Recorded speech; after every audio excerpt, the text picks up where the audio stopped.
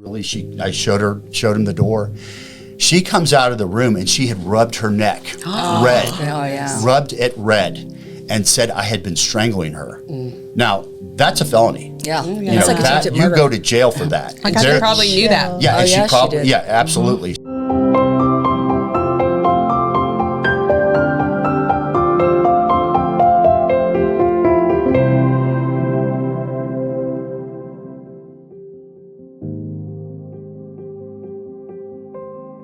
Hello, I'm Angela Williams.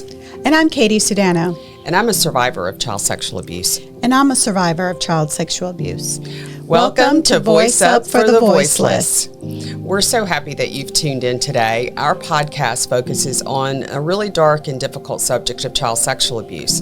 But today's show, we're going to talk about narcissism and the narcissists that are in our lives, the narcissists that perhaps have abused us. I feel 1,000% that all pedophiles, all abusers of child sexual abuse are narcissists, because obviously they don't care nor think about the victim and what they're doing to their lives and how they're taking innocent. So we've got some great guests for you today, and we just ask that you like, share this podcast so we can continue to break the silence around child sexual abuse. And I want to just welcome my co-host, beautiful Katie Sudano, today. Thank you. It's always a pleasure to be here, and especially today because we have special guests, John and Melissa Rymer.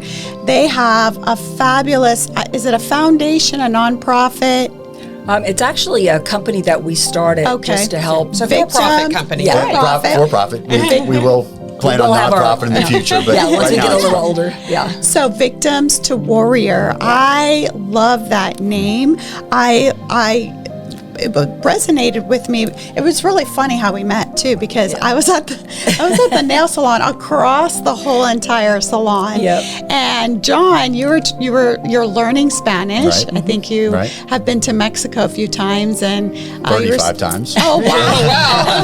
I should be. No, but you were doing really well, and you were talking to one of the nail techs, and I don't think she quite understood you. And of course, me. My ears are all over the place. I have 5 kids, so, I hear everything. And I'm like, he's saying, da-da-da. Well, it was funny because I didn't know the word for lake, and you said lago, and I'm like, I said, you speak Spanish, so it kind of opened up the conversation that way. Yeah, so it was great. And I'm so glad that, sometimes over-listening is a good thing, because then we resonated with each other. Well, and things happen just for a reason. Opens doors. Absolutely. He puts people together for a reason. Yes, he does. So let's just dive right in. Can you tell us how you guys met, maybe a little bit about your history, your background, and how you came to this work? Yes, we're both from the financial industry. In fact, I've spent 40 years in it, John the same. And I was offered an early retirement at the end of 2021. And I convinced John to quit his job too. He's like, oh my God, what are we doing, babe? And so we went to Mexico. We stayed there a couple months, soul searching. We didn't know we couldn't really retire, but we didn't know what we wanted to do. And because we're both survivors of horrific abuse, we decided to give back to the community and tell people that they're not alone, that they can get through this and recover. And we basically started writing down the steps that we took individually. We didn't even know each other or knew that we both suffered through this until, we were married. And so when we started thinking about the steps we took to actually get through it and not just survive, but thrive, we're like, let's share this with people, because when you're in it, you don't know how to get out of it. You're in such a dark, dark place. And it's very difficult for victims to move past it and trust again and, start living their lives. So that's the reason we came up with Victim to Warrior. Well, let's dive into that it. Okay, tell us your story. Well, my story, I met my abuser in church, actually. I was in a recovery group, and I guess he was searching for his next victim. A divorce recovery group, and he was still married. Yeah. Wow. So he was searching for his next target. Mm-hmm. So wait, he was there married, just pretending or claiming to be, okay. Oh, yeah. Wow. Yes. And he started mirroring what Melissa was looking for. That's what narcissists can do. Well, and I was telling my story. We broke up in small groups, and he wasn't in our group at the beginning. And so we were only 12 people of a group of 300. We met every Wednesday, had dinner, and then broke into our small groups to tell our stories. So 2 weeks into the program, he now shows up in our group and said he was put in the wrong group. But I think what happened is he was trolling the groups to find out who his next victim could be.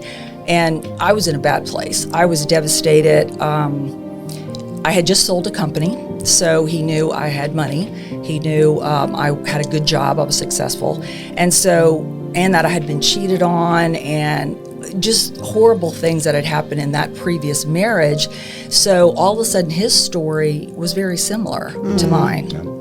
And he was cheated on, wife left him, she was a gold digger, all of which were lies. Of course, I had no idea at the time because he was saying things that resonated I'm still wrapping with me. my head around he was married and in this group. And had a sign, that he had been divorced for a year. Oh, wow. You couldn't even get in it. Now, they didn't ask for your divorce decree, but they would think you wouldn't lie about something like that. Not in church. No. Not in a church support group. Oh, geez.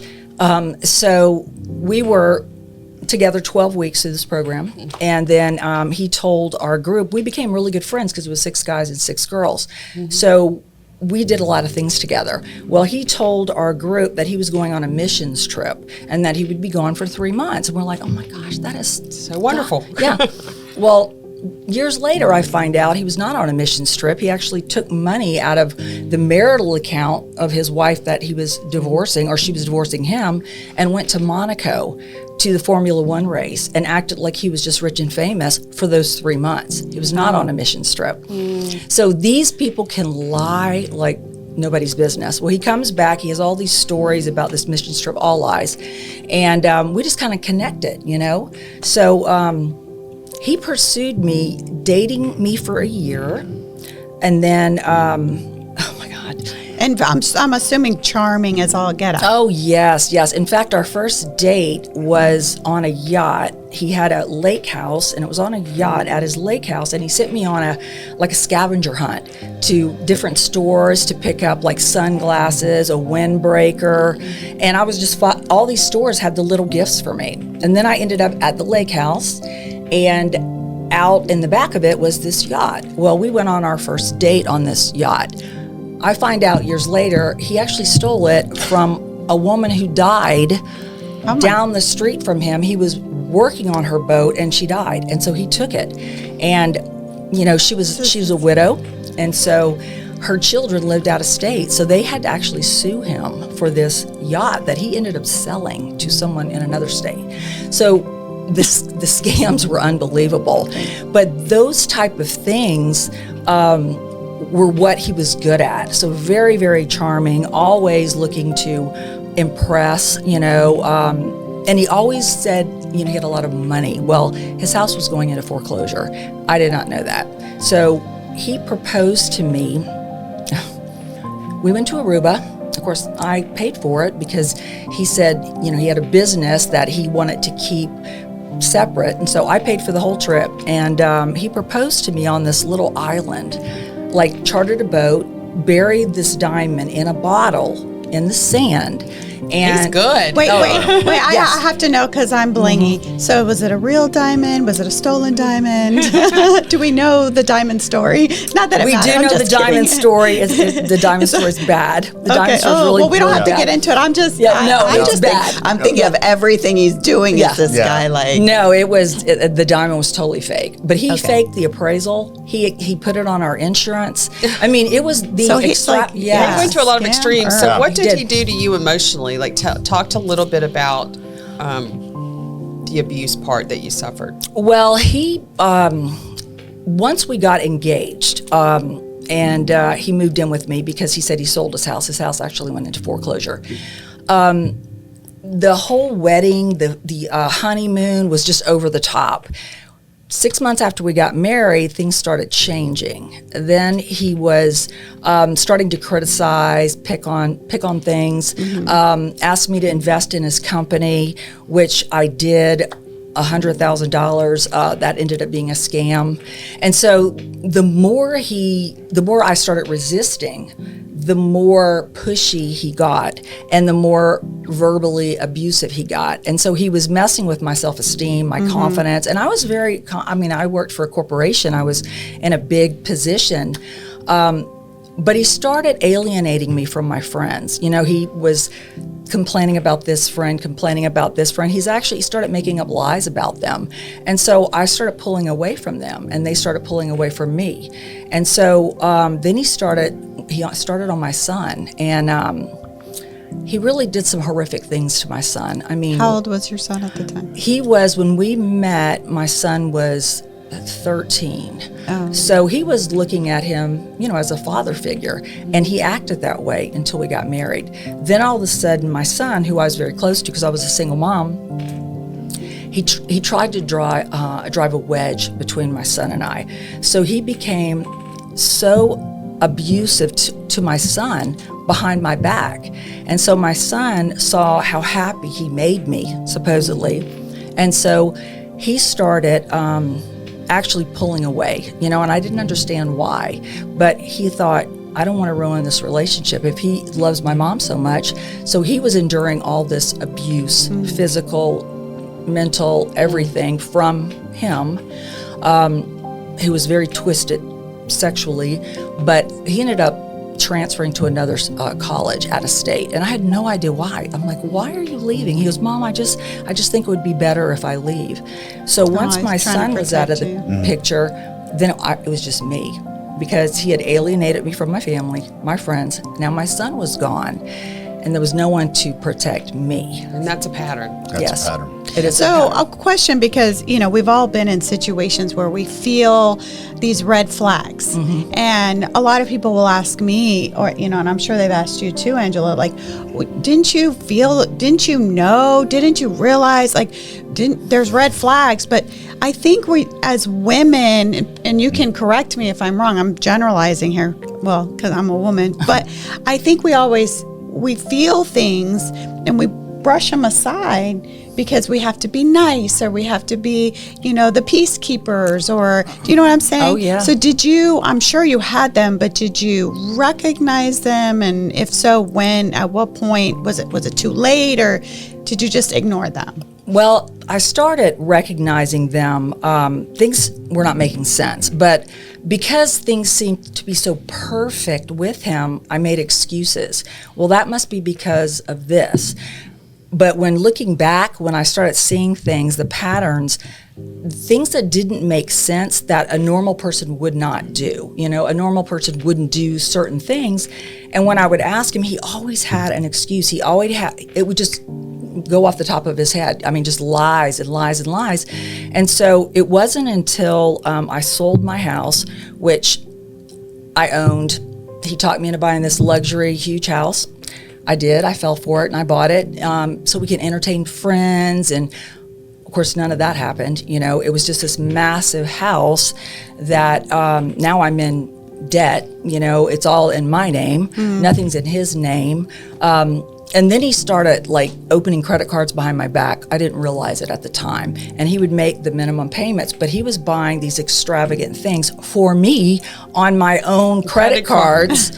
And it was like these gifts and stuff. And I'm like, you really don't have to do that. And so he literally paid the minimum payments until, of course, things got bad. But the violence started when he started drinking again. He was a recovering alcoholic, he said, but there were signs that he was drinking again. Of course, he blamed my son. I was finding beer bottles and whiskey in the bushes and things like that. And he told me it was my son. Well, my son was, 18, 19 years old. So I'm thinking, well, maybe it is him doing that. And so now he's out of state. I'm still noticing things. And so I remember coming home one day from work. He's not working. He always lied about his companies. He was always an entrepreneur for this business or that business. They all would fail. And I came home and we had a big screen, like a movie theater. And I walked in and he was watching cross-dressing porn with children in it. And no. he didn't realize that I was there. And so I'm just like, what are you doing? What are you watching?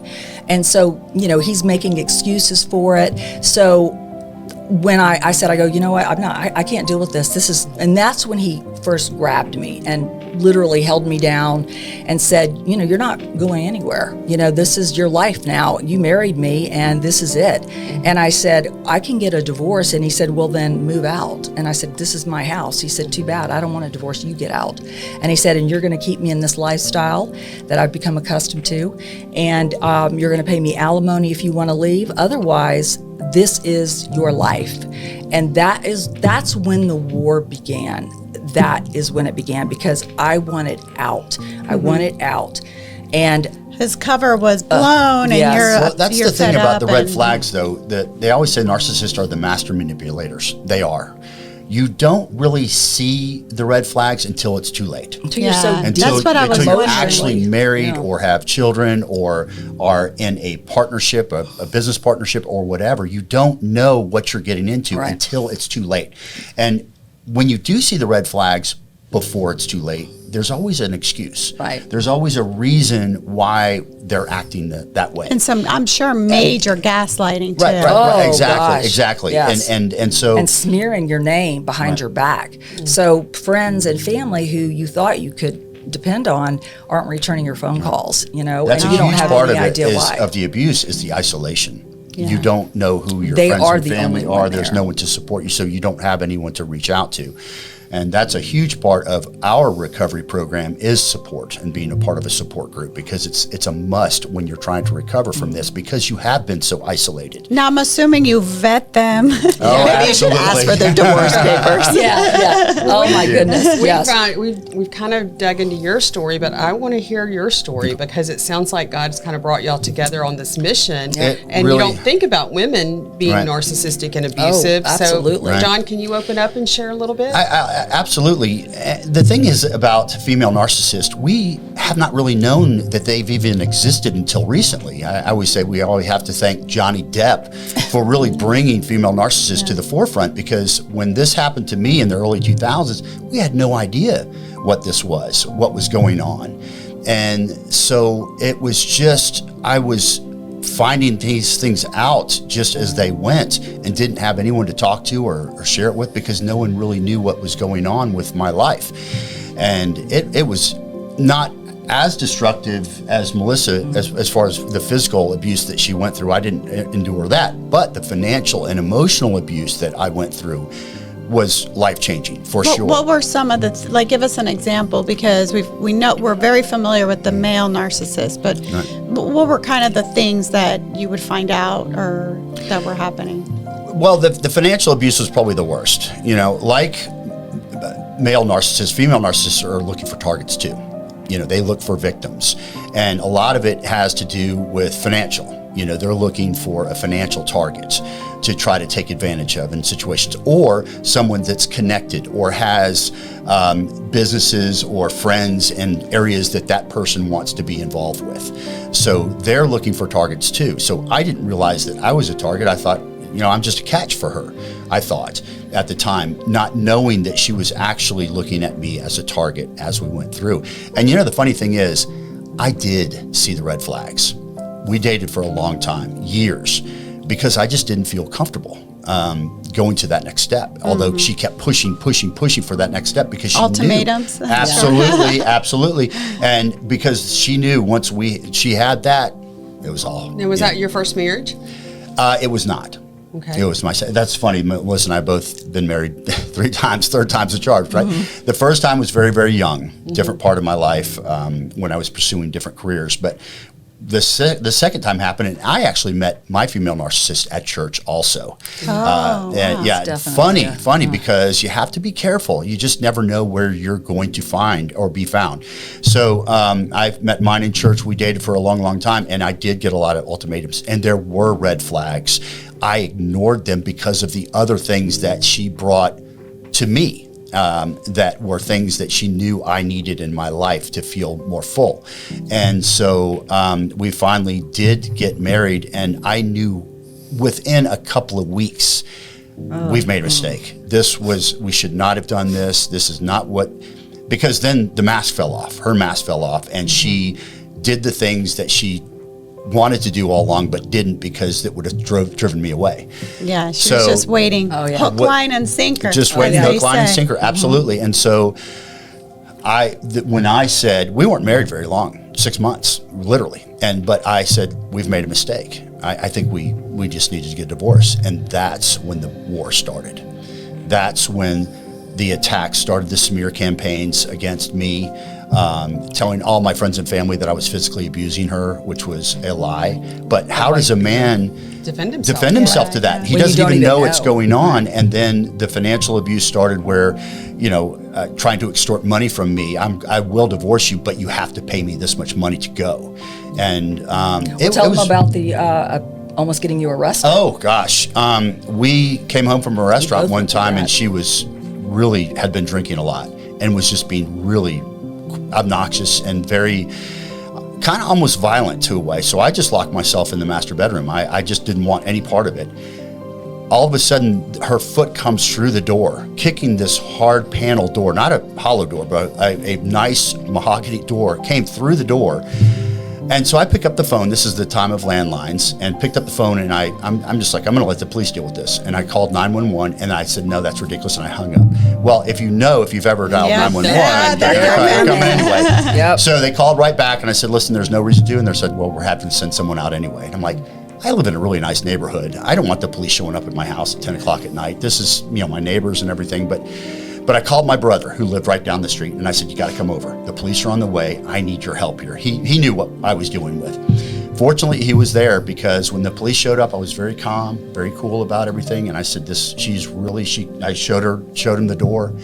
She comes out of the room, and she had rubbed her neck red, rubbed it red, and said I had been strangling her. Now, that's a felony. Yeah, it's like attempted murder. You go to jail for that. She probably knew that. Yeah, she probably. She yeah, absolutely. So, thank God my brother was there, because he went ballistic, knowing that I would never touch a woman ever, and so he went nuts about it. And they got into this big argument. Of course, I stayed calm the whole time, and I just explained the situation to the law enforcement officer. Fortunately, he said, "Okay, I just need to separate you two, and that's going to be it. You have to go somewhere, John." I'm like, well, this is my house. I own the house just like Melissa owned her house. But I went somewhere else. Unfortunately, my parents lived in the neighborhood also, and they were out of the country, so I just went and stayed at their house over that night. So you would think that would have been the end of the story for me, but it wasn't. She came to my parents' house the next day crying, begging for my forgiveness and all that, and I forgave her. I'm thinking she blamed it on the medication she was on, mixing it with alcohol. It was never going to happen again. And I forgave her, even though she tried to have me arrested. I mean, it's crazy what victims do at that time. And as a man, it's really hard to say, I was a victim and I was abused, and I just didn't know it at the time. And so I forgave her over and over and over again. But again, when it comes down to it, fortunately, we went through a divorce. I had to pay a lot of money just to get rid of her, with no kids, no abuse, no nothing, just extortion, like I said. So it was a difficult time for me to recover from. Oh, I'm so sorry you went through that. But let's camp out here for our listeners, because so often as survivors of child sexual abuse, we are very vulnerable. Mm-hmm. And we have almost a scarlet letter on our head that says, abuse me again. Mm-hmm. Right. So narcissists are drawn to survivors. Yep. So for our audience, can you just list some characteristics of a narcissist so we can just be real clear? I mean, I think we have outlined some of them. Yeah. But can we share some of those characteristics? Yes. A lot of times they're good listeners at the beginning, because they're learning about you and what's important to you.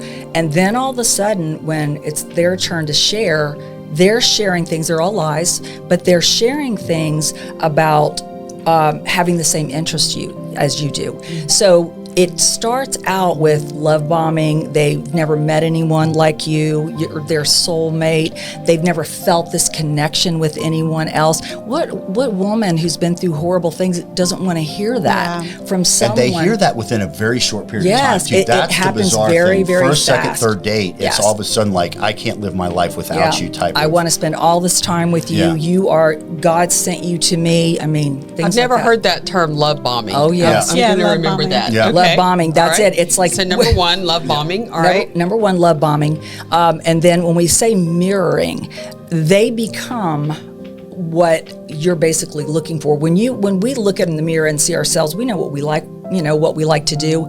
They start becoming exactly like that. Like if you like the beach, they love the beach. I love the beach. If you or like love the yoga mountains, or whatever.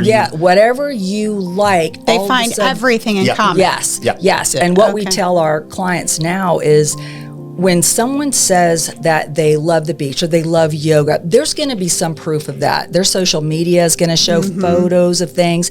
But when you are smothered with this type of attention, you don't think about checking them out because you're so, wowed by what they're saying to you.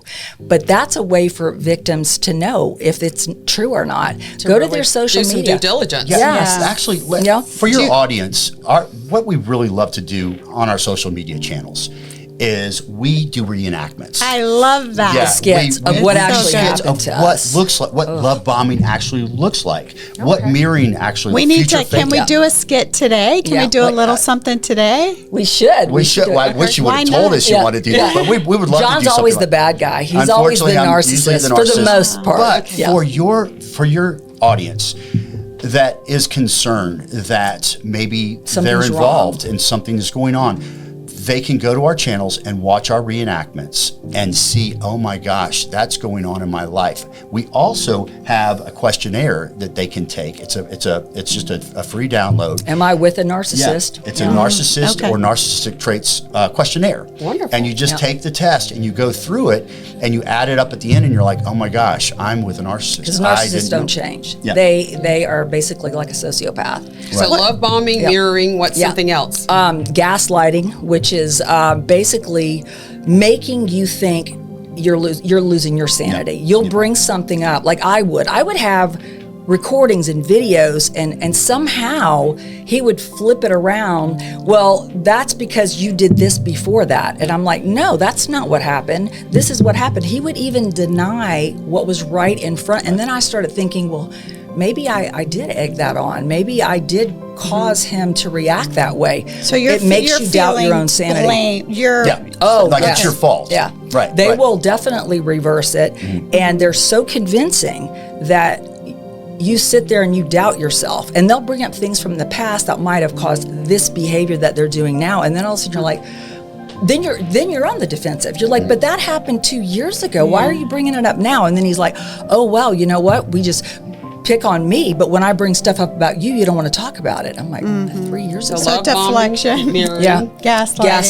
Gaslighting. What's something else we can look Well, for? hoovering. Hoovering. is a big thing too. Oh When- wait, what's hoovering? hoovering? Oh gosh, hoovering. It's really Wait, not hovering. It's Hoovering. hoovering. It's It's like like a a vacuum vacuum. cleaner.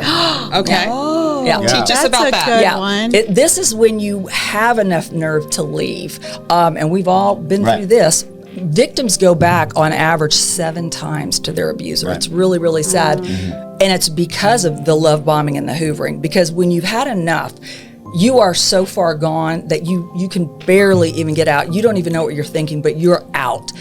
Well, that is the worst time for you as a victim because you're very vulnerable, you're scared, you lost all your friends and family, you're isolated, you have no one to turn to.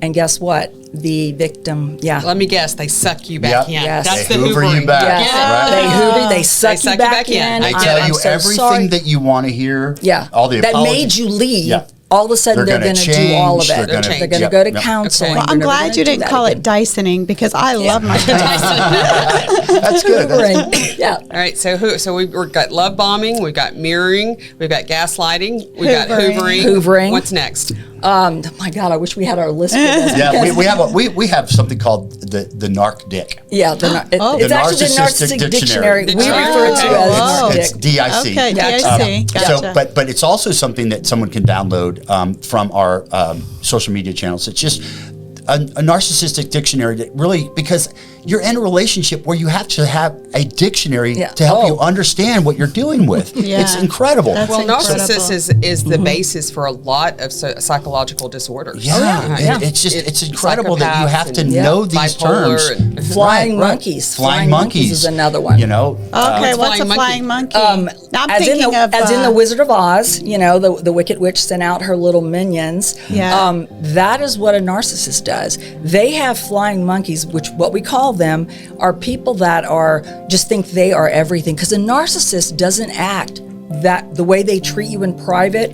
They don't act that way in public. So they're this perfect person. And so when you complain about them, people think you're the problem. They're like, he's so awesome. He's so nice. Are you kidding me? And so all of these people around the relationship, fake friends, whatever, when you're going through trouble, you're not going to talk to your abuser because they're the ones that are causing you so much heartache. So you go to people you think you can trust and you start talking to them. If they're a flying monkey, they're going to go right back to your abuser and tell them, well, I just saw your wife and she said this at lunch, what's going on? Well, mine started a rumor about me that was so disgusting and horrific. He told everyone in our church group that I was having an incestual relationship with my teenage son. And that's what was causing our marital problems. And that horrific. I had to file a defamation of character lawsuit against him after the fact for that. But I had no idea that is what he said to people. But think about how that alienated her from all her because they knew especially in German. It's unbelievable. I'm surprised someone didn't call DFAX or have a well check or I had Thank one goodness. person, a guy, actually call me and say, your ex is saying these things. I just thought I'd let you know. I was devastated. I could not believe that he would actually sink to those levels. Tell us a little bit about what if our listeners go to your website or go to follow you on social media. Tell us what that handle is, by the way. Love to. They can go on to TikTok, Facebook, Instagram, any of those places, and just enter in YouTube and enter Victim to Warrior. Yep, Victim to Warrior. Yeah, and they'll find our channels, and it's just Melissa and John Rymer, and they can see our reenactments. And we've had thousands and thousands of comments that people tell us, oh my gosh, I didn't realize until I saw it. Right. I thought I was the only one that was doing with. Now I know, and I feel so much better because now I see it, and now I understand it. And here's the thing, too. I just want to preface. And I'll put the link under there, and I hope we can get a little reenactment. Well, I'm stay till about the it right end. now. Stay till the end of the video, and hopefully we'll get a little snippet. You don't have to go too long. But my thing is, it's just so prevalent that in child sexual abuse and sex trafficking, that these people are like narcissists. I mean, everything you're telling us, I'm thinking of my own story, and I'm like, yeah, he was like that. He was like that. So, I just see him as a predator. Right. I see him as a child abuse pedophile. But now I have to add narcissist in there. Right. And the reality is, if I really look back, I'm like, yeah, everyone loved him. Everyone, he said he did these things to me, and yet they're still inviting him for dinner. Yeah. And I'm sitting there, a 14-year-old girl, looking back at it going, confused. Why are they doting on him? I'm sitting here suffering, embarrassed, full of shame and guilt and blame, and they're toasting. Yeah, my stepfather would just beat me brutally, and then just be so sweet and so nice. And it's the most unbelievable. I caused it. I caused the beating. Of course. I did something. And you try try to be better. It's like a minefield. Yes. You walk through a minefield. You're walking on eggshells. Yeah. All the time. Your own home, or you don't know when that bomb's going to go off. So tell us a little bit about your coaching and what they can expect if they come to your some of your classes. Well, what we try to do is we let victims know, one, it's not your fault. You did not cause this. And there is a way out. It takes work. It takes time to heal your brain, because trauma bonding, which is part of why people don't leave abusers, is because the only thing their brain knows is the abuse. It doesn't know how to escape that. So part of our coaching helps people create different paths off what we call the hamster wheel of abuse, to find dopamine elsewhere, and not from that little glimpse of happiness your abuser might give you. You're just praying for it, and then the whole cycle starts all over again. So that 10-step recovery program that we have, we just take the victims through leaving all the way to basically getting their freedom back, getting their life back, getting control of things back, which they relinquished to the abuser little by little until they had nothing. And that's what an abuser wants, because you can't leave if you don't have money and you don't have control of anything. Yeah. Well, we're so grateful for your work, and we'll have to have you guys back. There's a lot to unpack here. Wait, we have to have a skit. Can we do a skit? Let's do a skit. All right. Okay. Let's do, what about the sickness? Or you want to do the marriage counseling? Because both of those are really... Okay. I was thinking about doing, okay, whatever you want to do. We had one where Melissa was sick and called. Okay, don't tell them. Okay, we have just No, a we're few gonna- minutes yeah, left. yeah, So yeah. Okay, cool. Go ahead. Okay. You're on. All right. So I've texted him. I am 104 fever. I'm freezing on the couch. Can't drive myself. And so he's playing golf. So I'm on the couch. Oh I'm my freezing. God, what is wrong with you? I'm on the golf course. I have the most amazing game of golf, but you just text me all day long. What in the world is going on? I have a fever of 104. I almost passed out. There's no way I could drive myself. I need you to take me to the hospital or urgent care or something. Oh my God. You couldn't call Uber? Uber, really? Yeah. No, I can't call Uber. I thought maybe you would take 5 minutes out of your time and take me I to the was on the hospital. golf course having an amazing round of golf. I do not have time to take you to the hospital. You know those white vans with the red lights on top? Those are called ambulances, and that's what those are for. Maybe I can call my buddies back and get back on the golf course and get me back in there. Cut. That was cruel. Yeah. I'm sad. And that is so true. sad. That is true. Oh, Yes. I'm Yeah. so sorry. Yeah. I'm so sorry. Well, we Well, like thank to. you for getting in that headspace. I know I know you guys a little bit now. That's Yeah. Well, I that know must that be God has hard. brought y'all together for a purpose. Absolutely. And absolutely brought y'all into our lives for a purpose, because the next time I come across somebody who's struggling or suffering, I know where to send them. Yeah, Please do. absolutely. Our website is theve2w.com, The just V2W. v2w.com, and you can set up one-on-one calls with Melissa there. She is amazing. She really, really is. I adore my She has clients. hundreds of clients that she has changed lives for people. So if someone's struggling, they'll have a new friend with Melissa for sure. So you both have an Thank you. opportunity. We like to close our shows with a voice of inspiration. So if you can look into that camera and just share with our audience just something from the depths of your heart that could help them today. Life transformation is possible. Like we said, it's not your fault. You don't have to be ashamed of what happened, but you can find a place where you can recover and you can rebuild your life and you can find happiness again. We're living proof of it. Right. You just have to have faith in yourself and take the first step. That is the hardest step, but taking the first step and reaching out is what you need to do to move on to that Amen. next. Melissa, that's a great word. John. How do you follow that? How do you follow that? The most important thing, you're not alone. You are not alone. There are people that are out there like Melissa and I to help you no matter where you are on your journey of abuse. We can help you through that. So please reach out to us. We would love to be the person that guides you through this. And we'll have all of their links in the absolutely. show. And we could not do this without Mesmerized Media. So just a shout out to our producers who produce this podcast. And we're so grateful for you. We're growing by leaps and bounds thanks to you. So please continue to share the podcast. Comment. We do answer. I say this every time. We answer directly. We don't have anyone answering your questions and your comments, or if you have any criticisms, nice ones, of course. And if you have any questions for either Melissa or John, I'll make sure to pass that along to them so that they can answer themselves.